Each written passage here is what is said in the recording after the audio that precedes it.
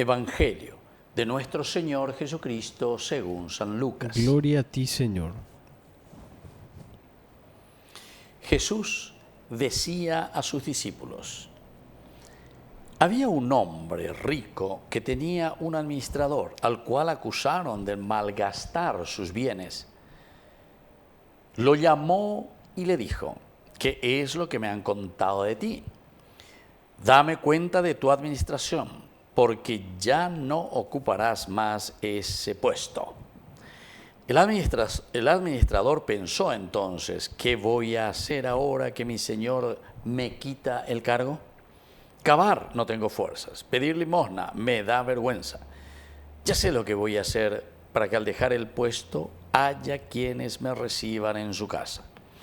Entonces llamó uno a los deudores de su señor y preguntó al primero: ¿cuánto debes a mi señor? 20 barriles de aceite, le respondió. El administrador le dijo: toma tu recibo, siéntate enseguida y anota 10. Después preguntó a otro: ¿y tú? ¿Cuánto debes? 400 quintales de trigo, le respondió. El administrador le dijo: toma tu recibo y anota 300. Y el Señor alabó a este administrador deshonesto por haber obrado tan hábilmente, porque los hijos de este mundo son más astutos en su trato con los demás que los hijos de la luz.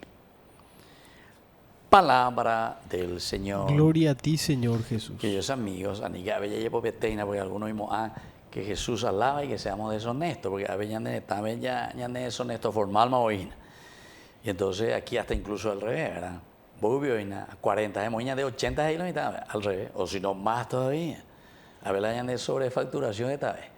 Pero aquí este administrador dice: voy a de 20, es mañana de 10, es mañana de 10. Bueno, o perdonar la deuda.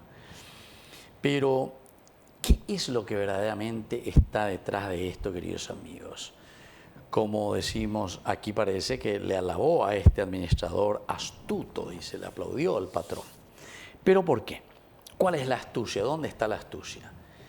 Digamos, estos bienes estaban ya perdidos. Estos ya estaban perdidos.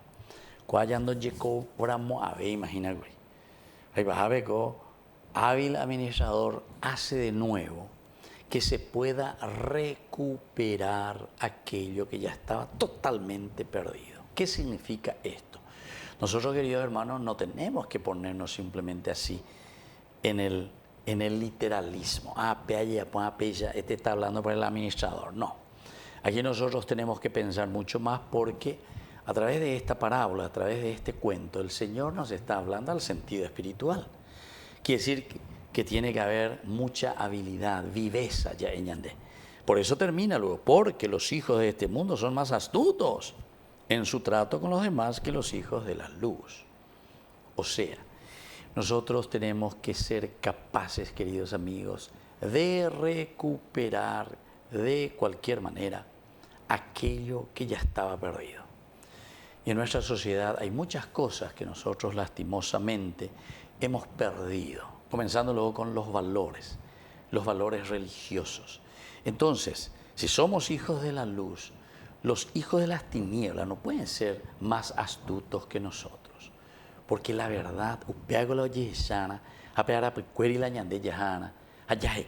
la forma, ¿verdad?, para volver a recuperar aquello que estaba perdido, queridos amigos. Y entonces, acercándonos, ¿cuál es tu falta? ¿Qué es? Porque recuerden que estamos con San Lucas, al final de cuentas, en este capítulo 16. Acabamos de estudiar, de leer, de reflexionar el capítulo 15, que nos hablaba del hijo pródigo. Del hijo pródigo, antes de la oveja perdida, y luego de la dracma perdida. Lleva de esas 3 parábolas del capítulo 15. Y aquí justamente nos encontramos ya en el capítulo 16. Paremos ahí, vea, y versículo 1 al 8, es decir, que es la continuación de lo que ya se había reflexionado. Hay un Dios que se preocupaba por recuperar al hijo pródigo, recuperar la dracma perdida, recuperar a esa ovejita que se había perdido de las 100, etc. Ya todos los medios. Incluso en el capítulo 15 decía que junto a Jesús venían los publicanos, los pecadores, y porque Jesús decía, no todo está perdido, a pesar de que era publicano, a pesar de que era pecador. Oye, bueno, dale fuerza, ánimo.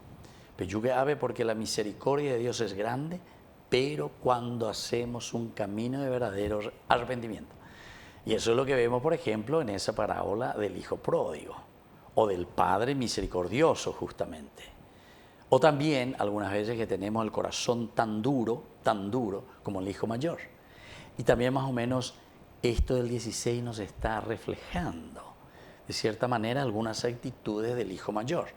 Muchos de nosotros miran, no, pero esto es deshonesto, esto no se puede hacer, porque ese es un pecador, ese no tiene perdón, ese hizo esto, ese hizo aquello, ¿verdad?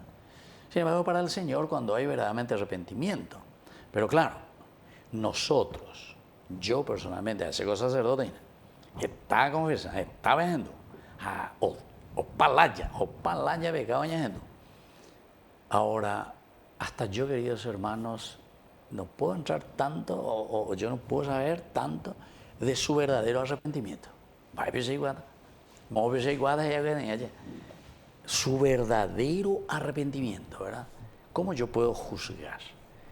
Ahora, se puede ver o se puede notar, ¿verdad? Porque el verdadero arrepentimiento es dar ese paso. Aquí está. Vos robaste 80, redebé 80. Hay devolver a ver. ¿Pero dónde hay que ver más los 80? Bueno, es devolver 40. Es recuperar iba a ir ya po. Voy la de 20. Bueno, por lo menos escribían de 10. Dale fuerza. ¿Hay o no hay arrepentimiento? Pues si no, pues es muy fácil. Ay, yo vengo arrepentido de lo que hice. Ahora, $1.000.000. Ay, me hice la solución, pero nada hice. Ahora me están dando $1.000.000. No. El Señor te dice, bueno, por eso le estoy diciendo es difícil decir, ¿se arrepiente o no se arrepiente? Vos me vas a demostrar y le vas a demostrar a la sociedad cuando verdaderamente devuelvas, hagas por la comunidad aquello que no hiciste o aquello que le privaste a la comunidad. Que así sea. Que así sea.